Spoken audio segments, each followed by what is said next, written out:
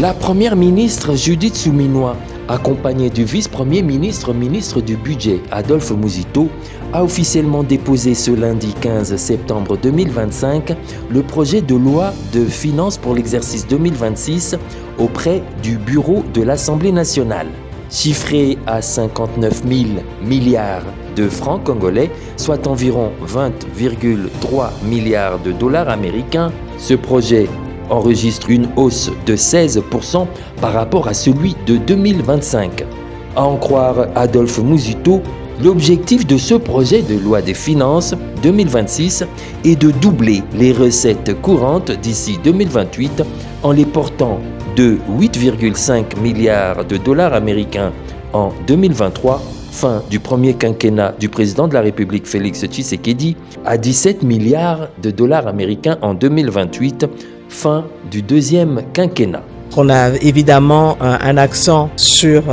les questions sécuritaires, mais aussi sur toutes les questions qui concernent l'agriculture, les infrastructures, l'énergie, l'éducation, la fonction publique. L'agriculture, vous verrez, quand on regarde à première vue, on a l'impression qu'on a baissé, mais il y a une répartition aussi au niveau des crédits d'investissement des provinces pour l'agriculture, ainsi qu'au niveau du PDL 145 territoires. Et donc ces éléments-là se retrouvent au niveau du ministère du Plan, comme le veut la classification au niveau du budget. Ouvrant la session de septembre essentiellement budgétaire, le président de l'Assemblée nationale, Vital Kamerhe, salue le dépôt du projet de budget 2026 par le gouvernement souminois dans le délai constitutionnel, mais insiste sur les impératifs sécuritaires. La session